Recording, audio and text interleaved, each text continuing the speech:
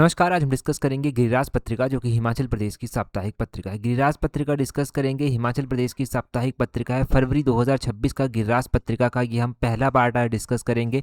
इससे पहले जनवरी month complete हो चुका है और जनवरी मंथ की कंप्लीट एक पीडीएफ बनाकर टेलीग्राम पर आपको प्रोवाइड करवा दी गई है। टेलीग्राम पर ज्वाइन करने के लिए अपने टेलीग्राम से @allexam31 सर्च करना। अभी हम क्वेश्चन नंबर 1 से डिस्कशन को स्टार्ट करेंगे। देखिए, गिरिराज पत्रिका में हिमाचल के जितने भी करंट अफेयर बनते हैं, चाहे वो डेली बेसिस पर है, मंथली बेसिस पर है, वो सारे कवर कर लिए जाते हैं और यहाँ पर जो है वो हर एक क्वेश्चन को हम डिटेल से भी डिस्कस करते हैं। अभी हम क्वेश्चन नंबर 1 से डिस्कशन को स्टार्ट करेंगे। बोलते हैं, eight which place was the tourist facility centre opened by Indian army in Kinnaur district recently. तो बोलते हैं कि भारतीय सेना के द्वारा हाल ही में जो है वो किन्नौर जिले के किस स्थान पर एक पर्यटन सुविधा केंद्र जो है वो खोला गया है। तो ये पर्यटन सुविधा केंद्र जो है वो किन्नौर में खोला गया है और किन्नौर के नामग्या में जो है ये खोला गया है। ऑप्शन सी इसका सही आंसर हो जाएगा। किन्नौर के नामग्या में जो है ये खोला गया है, ये आपने ध्यान रखना है। अब नामग्या में ये खोला गया है तो आपने ध्यान रखना है कि इसका उद्देश्य क्या है, क्यों इसको ओपन किया गया है। तो इससे जो है वो होगा क्या, इससे जो सीमावर्ती पर्यटन है उसको बढ़ावा दिया जाएगा। जो यात्री यहाँ पर आते हैं उनको जो है वो विश्राम करने के लिए स्थान दिया जाएगा।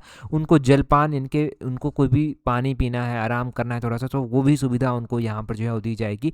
और साथ में ही यहाँ से एक और बेनिफिट होगा, वो होगा यहाँ के स्थानीय लोगों को जो है वो आजीविका के साधन मिलेंगे। उनकी आजीविका में जो है वो सुधार जो है वो आएगा और यहाँ से जो पैसा कलेक्ट होगा उस पैसे का इस्तेमाल किया जाएगा नामग्या, खाब और ताशीगंग गांव के बच्चों को ऑनलाइन कोचिंग देने के लिए। अब देखिए, मैंने यहाँ पर 3 गांव के नाम दिए। एक है नामग्या गांव, एक है खाब गांव और एक है ताशीगंग गांव।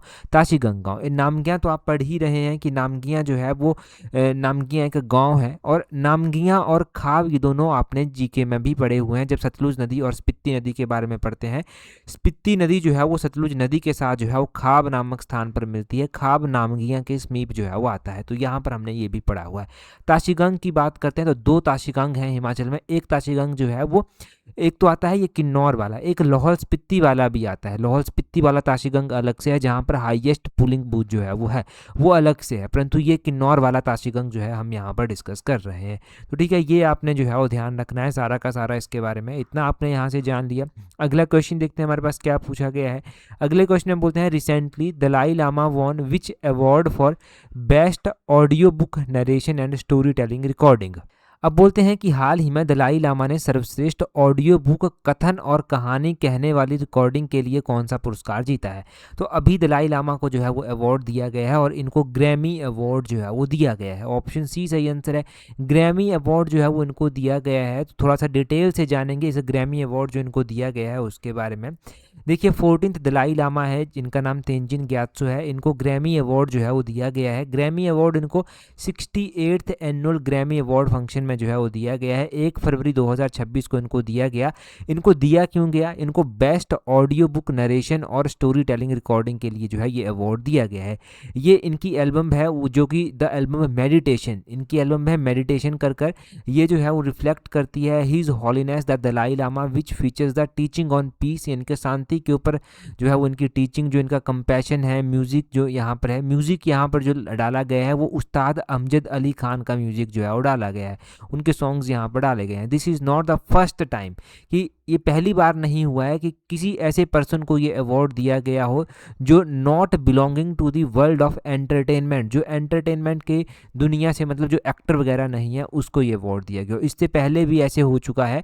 बराक ओबामा को एक बार ये अवार्ड जो है वो दिया गया था। बराक ओबामा को तो 2 ग्रैमी अवार्ड जो है वो मिल चुके हैं। एक उनकी बेस्ट स्पोकन वर्ड एल्बम थी ड्रीम्स फ्रॉम माई फादर 2006 कर इसके लिए दिया गया, और एक उनकी जो ऑडिशन थी, एक उनकी जो बुक थी ऑडेसिटी ऑफ होप, उसके लिए जो है वो इनको दिया गया। तो बराक ओबामा को मिल चुका है। उनकी वाइफ है मिचेल ओबामा, उनको भी मिल चुका है।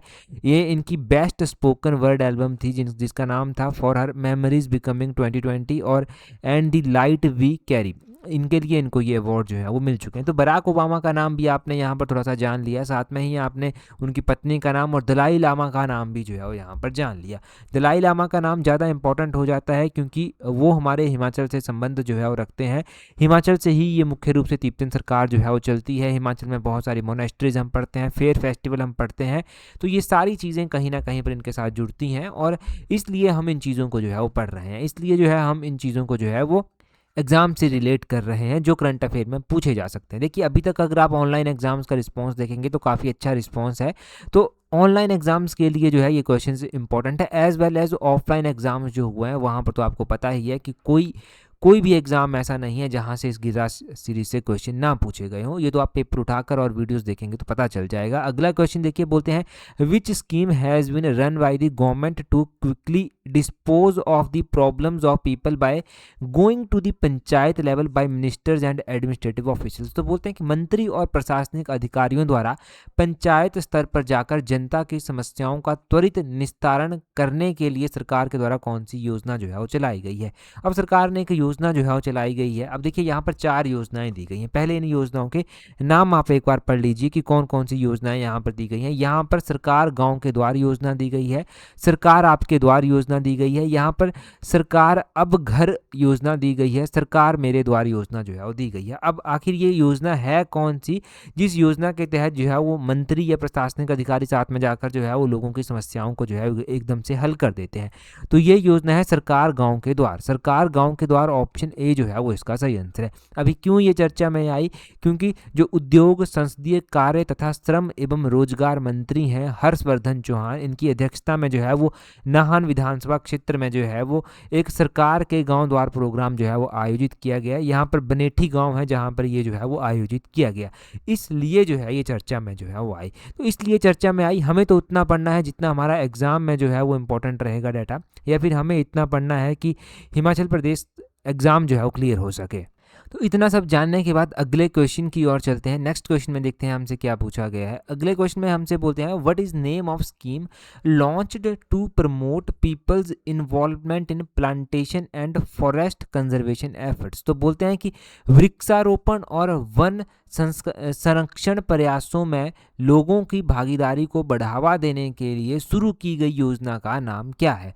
देखिए बोलते हैं what is name of scheme, आपको उस योजना का नाम बताना है जो योजना चलाई गई है लोगों की जो है वो फॉरेस्ट कंजर्वेशन में जो इन्वॉल्वमेंट है उसको बढ़ाने के लिए। तो एक योजना चलाई गई है जिस योजना का नाम रखा गया है राजीव गांधी वन संवर्धन योजना। ये राजीव गांधी वन संवर्धन योजना है, ये ऑप्शन सी जो है वो सही आंसर इसका हो जाएगा। ये काफ़ी इंपॉर्टेंट योजना है राजीव गांधी वन संवर्धन योजना। इसके अलावा इस योजना के बारे में कुछ और चीज़ें जो है वो जानिए। ये जो राजीव गांधी वन संवर्धन योजना स्टार्ट की गई थी लगभग 100 करोड़ रुपए के बजट से ये अप्रॉक्सीमेटली स्टार्ट की गई थी। इसमें जो कम्युनिटी बेस्ड जो लोगों की इन्वॉल्वमेंट है उसको बढ़ाना जो है निश्चित किया गया था। सामुदायिक भागीदारी को बढ़ाना यहाँ पर निश्चित किया गया था।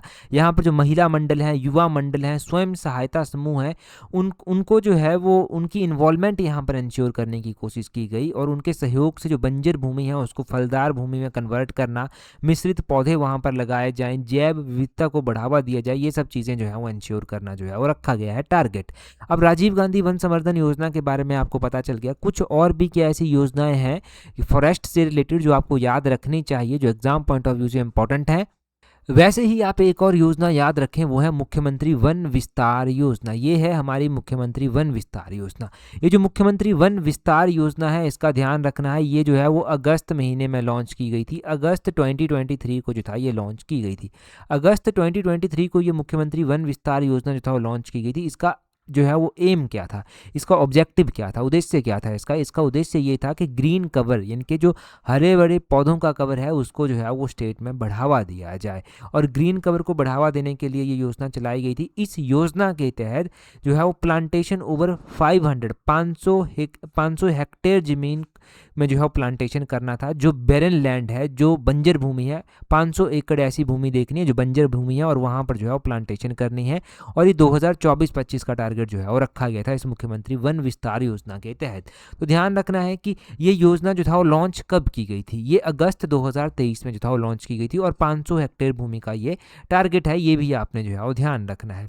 ठीक है, ये आपको पता चल गया। फॉरेस्ट का मैं बेसिक से डाटा आपको ऐसे ही लिखवा देता हूँ, मैंने बहुत बार पहले ये बता रखा है आपको, एक बार फिर से नोट कर लीजिए।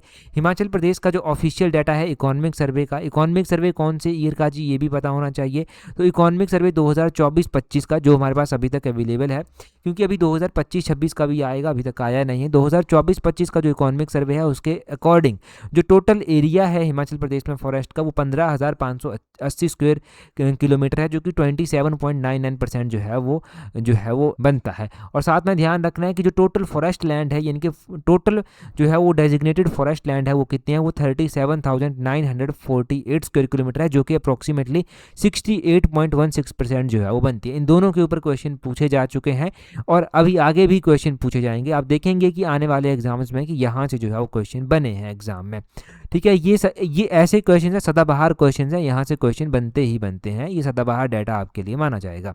अगला क्वेश्चन हम देखेंगे, परंतु अगला क्वेश्चन हम डिस्कस करें उससे पहले अगर आप तैयारी कर रहे हैं अपकमिंग HPRCA के JBT एग्जाम के लिए, आप TGT एग्जाम के लिए तैयारी कर रहे हैं, तो आप हमारी कॉम्प्रिहेंसिव टेस्ट सीरीज के साथ जुड़ सकते हैं, जिसका लिंक नीचे डिस्क्रिप्शन बॉक्स कमेंट बॉक्स में जो है वो दिया गया है। साथ में ही अगर आप जूनियर ऑफिस असिस्टेंट के लिए तैयारी कर रहे हैं तो लिमिटेड समय है, लिमिटेड सीट्स हैं और आपको अपनी सिलेक्शन इंश्योर करनी है। तो इन चीज़ों को इंश्योर करने के लिए आप टेस्ट सीरीज के साथ जुड़ सकते हैं, जिसका लिंक नीचे डिस्क्रिप्शन बॉक्स कमेंट बॉक्स में दिया गया है।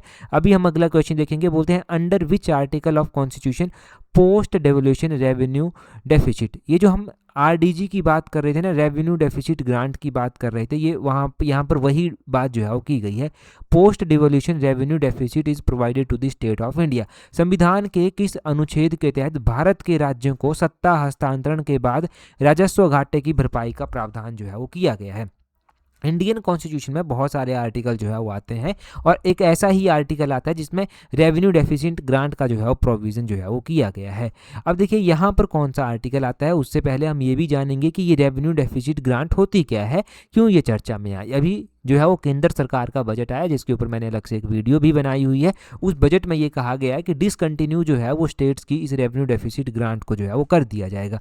अब डिसकंटिन्यू जब स्टेट की रेवेन्यू डेफिसिट ग्रांट को जो है वो किया जा रहा है तो वहाँ से होगी स्टेट्स को दिक्कत, खासकर जो छोटे स्टेट्स हैं हिमाचल जैसे, जहाँ पर इनकम के सोर्सेज जो हैं वो ज़्यादा नहीं है, लिमिटेड इनकम के सोर्सेज हैं, वहाँ पर दिक्कत हो जाती है क्योंकि वो केंद्र के ऊपर ज़्यादा डिपेंड होते हैं। अब केंद्र के ऊपर डिपेंडेंसी ज़्यादा होती है तो खर्चे चलाना मुश्किल हो जाता है अगर केंद्र पैसे ना दे। अब रेवेन्यू डेफिसिट ग्रांट बंद कर दी गई, अब ये जो है वो बंद कर दी गई तो यहाँ से थोड़ी सी दिक्कत स्टेट को आ रही है, परंतु फिर भी कहा गया है कि हम कुछ भी जो है वो चेंज करने वाले नहीं हैं, हम जो है वो पोस्टें ऐसा सच निकालेंगे, आपको मतलब कोई फ़र्क नहीं पड़ने वाला है। शॉर्ट मैं कह दूं क्योंकि मैंने बड़ी डिटेल से आपको बताया था कि वहाँ पर जो है वो अभी इलेक्शंस भी आएंगे थोड़े टाइम में, तो वो बहुत सारी चीज़ें जो हैं वो अलग से हैं, वो हम बात नहीं करेंगे।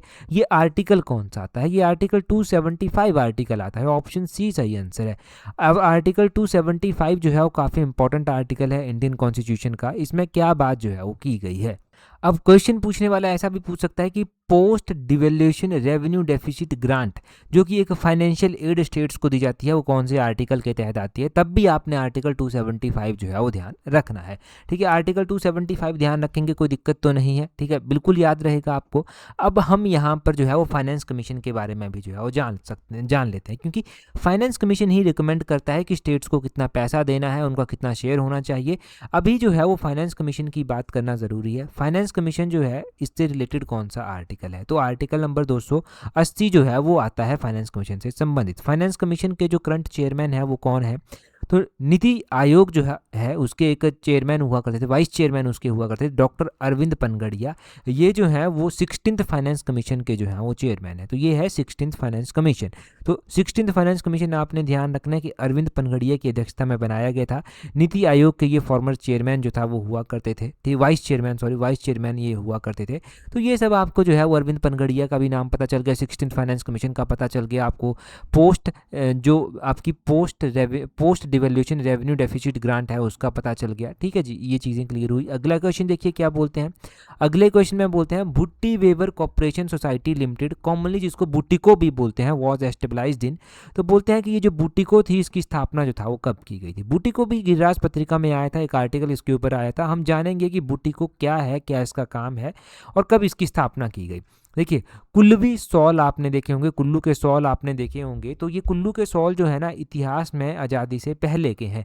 1942 में देविका रानी हुआ करती थी, ये कुल्लू आकर जो है वो पहुंची थी और देविका रानी जो है वो एक प्रसिद्ध कलाकार हुआ करती थी। निकोलस रोरिक, जो रोरिक आर्ट गैलरी जो है वो कुल्लू के नगर में भी स्थित है, निकोलस रोरिक की ये पुत्र बधू जो था वो हुआ करती थी। अब कुल्लू की ये यात्रा पर आई थी, इन्होंने यहाँ पर बुनाई में गहरी रुचि जो था वो दिखाई और इनके आग्रह पर ही जो है वो जो ये बुनने वाले लोग थे, ये गांव में जो है वो सेरू राम हुआ करते थे। एक सेरू राम ने जो है वो हथकरघा पर कुल्वी सॉल जो था वो बुना था, और यही क्षण थे जब इतिहास के द्वारा जो है वो कुल्वी सॉल की नींव जो था वो रख दी गई, और कुल्वी सॉल जो है वो तब से लेकर चला हुआ है। अब इसके लिए एक आप कह लीजिए सहकारी समिति बना दी गई, कोऑपरेटिव सोसाइटी बना दी गई, जिसको नाम दिया गया बुटीको। बुटीको जो बनाई गई ये 1944 में जो था वो बनाई गई। ऑप्शन ए इसका सही आंसर हो जाएगा। तो बुटीको आपने ध्यान रखना है कि ये बुटीको जो था वो बनाई आखिर कब गई। बुटीको जो है वो 1944 में जो है वो बनाई गई। अब 1944 में बुटीको बना दी गई। ये समिति जो है वो उस समय पंजाब सहकारी समिति लाहौर के अधीन जो था वो आती थी, परंतु बुटीको ने सॉल जो है वो बनाना स्टार्ट रखा, और 1956 में जो है वो ठाकुर वेदराम इसके जो है वो सदस्य जो है वो बनते हैं। बाद में इसके अध्यक्ष सत्य प्रकाश ठाकुर के नेतृत्व में बुटीको का विस्तार किया गया और पूरे हिमाचल में इसको जो है वो फैला दिया गया। आज कुल्लू के सॉल जो है वो इंटरनेशनल लेवल पर जाने जाते हैं। कुल्लू जिला जो है वो उसके जो आसपास के क्षेत्र हैं वहाँ पर लगभग 20 से 25 हज़ार कारीगर ऐसे हैं जो इस काम में जो है वो डटे हुए हैं। ठीक है, ये मतलब बहुत सारे लोगों को यहाँ से रोजगार भी मिला हुआ है, ये बात यहाँ से जो है वो क्लियर जो है वो होती है। कहते हैं कि हर साल 150 से 200 करोड़ रुपए का कारोबार जो है वो यहाँ होता है। वर्ष 2004 में कुल्लू का जो सॉल है इसको जीआई टैग भी जो था वो दिया गया, तो जीआई टैग भी जो है वो इस कुल्लू के सॉल को दिया जा चुका है। 2004 की बात है जब इसको जो है वो जीआई टैग जो था वो दिया गया था।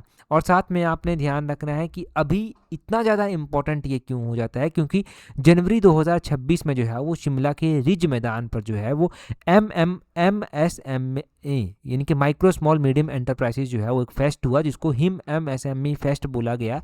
ये जो हिम MSME फेस्ट हुआ ना, इस हिम MSME फेस्ट के तहत जो है वो बहुत सारे कुल्लू के सॉल जो है वो एक साथ जो है वो यहाँ पर दर्शाए गए। तो शिमला के ऐतिहासिक रिज मैदान पर जनवरी 2026 में एक यादगार क्षण जो है वो बनाया गया, और इस क्षण को Guinness book of world record में जो है वो ऐड जो है वो किया गया, क्योंकि यहाँ पर जो है वो हस्त निर्मित सॉलों का एक बहुत बड़ा प्रदर्शन एक साथ किया गया। लगभग 4023 के करीब यहाँ पर जो है वो हस्त निर्मित कुल्लू के सॉल थे। अब अगला क्वेश्चन हम देखते हैं। नेक्स्ट क्वेश्चन में हमसे क्या पूछा गया है। अगले क्वेश्चन में बोलते हैं what is the theme of national voters day 2026। तो ये नेशनल वोटर्स डे जो है वो क्यों गिरिराज पत्रिका में आया, पहले मैं आपको वो बता देता हूँ, फिर हम इसकी थीम भी जो है वो डिस्कस जो है वो करेंगे। नेशनल वोटर्स डे जो है वो इसलिए चर्चा में आया क्योंकि एक तो अभी ये मनाया गया, पहली बात तो ये हो गई, और दूसरा गवर्नर के द्वारा भी जो है वो नेशनल वोटर डेज के बारे में जो है वो बात की गई, तो इसलिए जो है ये चर्चा में जो है वो आया। गवर्नर के द्वारा जो है वो क्या कहा गया, गवर्नर के द्वारा जो है वो नेशनल वोटर्स डे को लेकर इनके द्वारा ये कहा गया कि जो निर्वाचन सूचियां जो हैं उसमें विशेष गहन पुनरीक्षण के प्रति जो है वो जन जागरूकता बढ़ाना जो है वो आवश्यक है, उसके ऊपर इन्होंने बल दिया। तो वो सब चर्चा में था जो इतना इंपॉर्टेंट नहीं है। गवर्नर हिमाचल प्रदेश के जो हैं वो शिव प्रताप शुक्ल हैं। और दूसरा ध्यान रखना है कि इस बार जो नेशनल वोटर्स डे मनाया गया उसकी थीम क्या रखी गई थी, माई इंडिया माई वोट इसकी थीम रखी गई थी। ऑप्शन ए इसका सही आंसर है। अब दूसरा ये जानिए कि ये नेशनल वोटर्स डे मनाया कब जाता है, तो ये 25 जनवरी को हर साल जो है वो मनाया जाता है।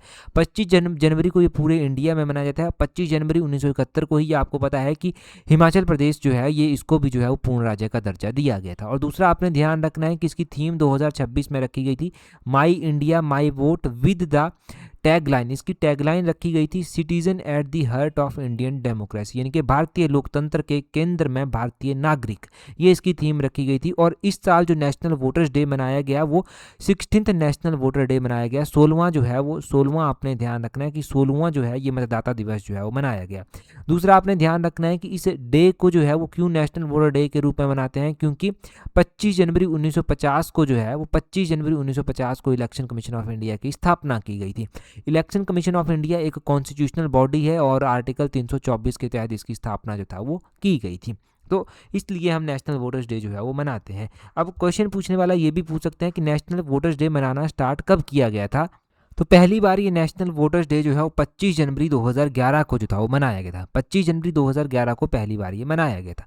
आगे बोलते हैं शहीद दिवस, जिसको मार्टर डे भी बोलते हैं, ये बोलते हैं इंडिया में कब जो है वो मनाया जाता है। तो शहीद दिवस कब मनाया जाता है इसके बारे में आपको डिटेल में थोड़ा पता होना चाहिए। डिटेल में क्यों पता होना चाहिए? क्योंकि एक साल में 2 बार शहीद दिवस जो है वो मनाया जाता है, इसलिए आपको डिटेल में पता होना चाहिए। चर्चा में क्यों आया गिरिराज पत्रिका में? क्योंकि मुख्यमंत्री सुखविंदर सिंह सुक्खू ने शहीद दिवस पर राष्ट्रपिता महात्मा गांधी को जो है वो श्रद्धांजलि अर्पित की, इसलिए ये चर्चा में आया। शहीद दिवस हर साल जनवरी महीने की 30 तारीख को मनाया जाता है। मैंने क्या कहा? मैंने कहा कि ये साल में 2 बार मनाया जाता है। तो ध्यान रखना है कि शहीद दिवस एक तो 30 जनवरी को मनाया जाता है। क्योंकि इस 30 जनवरी को ही क्यों मनाया जाता है ये? क्योंकि इस दिन महात्मा गांधी का असैसिनेशन हुआ था, उनकी गोली मारकर हत्या कर दी गई थी नाथूराम गोडसे के द्वारा। 1948 की ये बात है जब इनका असैसिनेशन जो था वो किया गया था।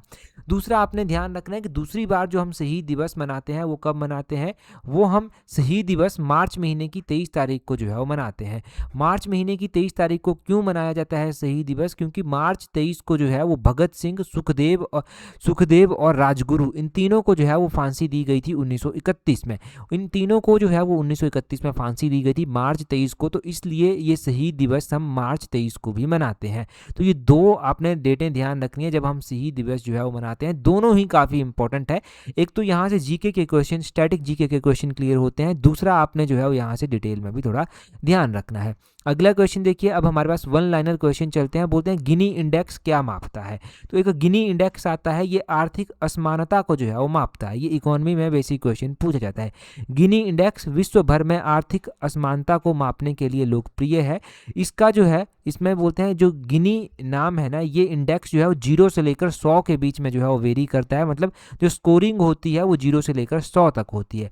ये इंडेक्स ये बताता है कि किसी देश में पैसा या उपभोग लोगों के बीच कितनी बराबरी से बंटा हुआ है।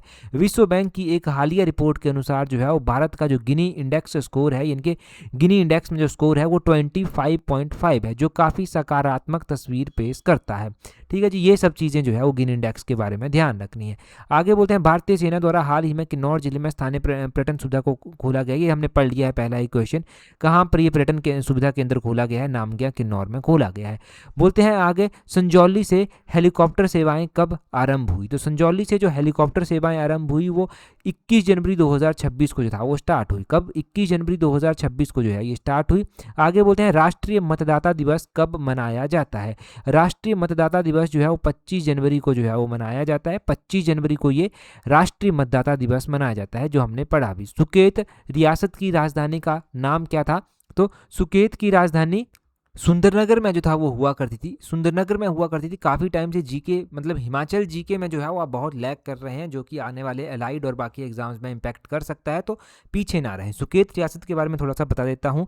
इस रियासत की जो स्थापना की गई थी वो वीर सेन के द्वारा की गई थी। लगभग 765 ईस्वी के आसपास इसकी स्थापना की गई थी। और जो सुंदरनगर आप यहाँ पर पढ़ रहे हैं, सुंदरनगर का प्राचीन नाम बनेड़ आता है। बनेड़ की स्थापना गरुड़ सेन ने जो था वो की थी। गरुड़ सेन ने सुंदरनगर यानी कि बनेड़ नामक प्राचीन ये शहर जो था वो बसाया था, जिसे बाद में चलकर विक्रम सेन के द्वारा जो है वो सुकेत की राजधानी भी बनाया गया। बोलते हैं शब्द परस्पर ये किसकी रचना है? तो ये जो है वो निरंजन देव शर्मा की जो है वो रचना है।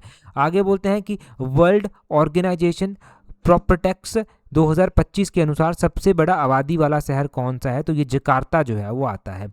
आगे बोलते हैं राजस्व अर्जन के आधार पर भारत विवेक कॉमर्स में विश्व के सबसे बड़े बाजारों में किस स्थान पर है? तो राजस्व अर्जन के आधार पर जो है वो भारत तीसरे नंबर पर जो है वो आता है। ठीक है जी, कौन से तीसरे नंबर पर जो है वो भारत आता है।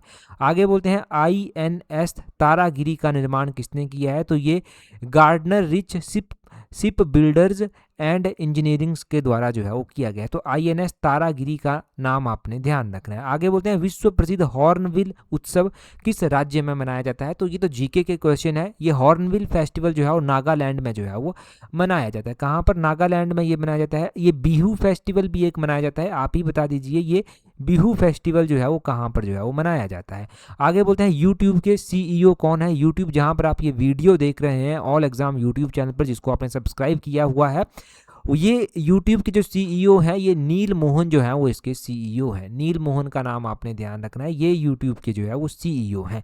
आगे बोलते हैं ऑल सोल्स डे किस समुदाय का त्यौहार है? तो ये ईसाई समुदाय का जो है वो त्यौहार है। किसका? ईसाई समुदाय का त्यौहार है। अंटार्कटिका की सबसे ऊंची चोटी का क्या नाम है? तो इसकी सबसे ऊंची चोटी है माउंट विंसन मासिफ। ये पहले भी बहुत बार पढ़ चुके हैं, एग्जाम में पूछा जाता है। बोलते हैं सिमोन डी बोवार का नाम किससे जुड़ा हुआ है? तो नारीवाद से इनका नाम जो है वो जुड़ा हुआ है। ब्रिज किस खेल में अपनाई जाने वाली तकनीक है? तो ये कुश्ती में अपनाई जाने वाली तकनीक है।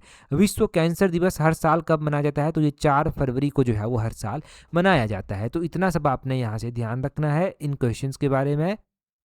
अगला क्वेश्चन देखिए, यहाँ पर बोलते हैं recently who has been nominated for 2026 Padma Shri from Himachal. तो हिमाचल से 2026 में पद्म श्री अवार्ड जो है वो किसको दिया गया है, किसको नॉमिनेट किया गया है? ये आप कमेंट कर कर बताएंगे कि किसको जो है वो नामित किया गया है। इससे पिछले एडिशन में ये क्वेश्चन हमने पहला ही क्वेश्चन पढ़ा था और बड़े डिटेल से मैंने आपको बताया था। अब ये आप कमेंट कर कर जो है वो अपना आंसर बताएंगे। टेलीग्राम पर ज्वाइन करने के लिए अपने टेलीग्राम से सर्च करना @allexam31। आपको हमारा टेलीग्राम चैनल जो है वो मिल जाएगा। आज की इस वीडियो में इतना ही है। That's all for today. Thank you very much for watching and listening it very patiently.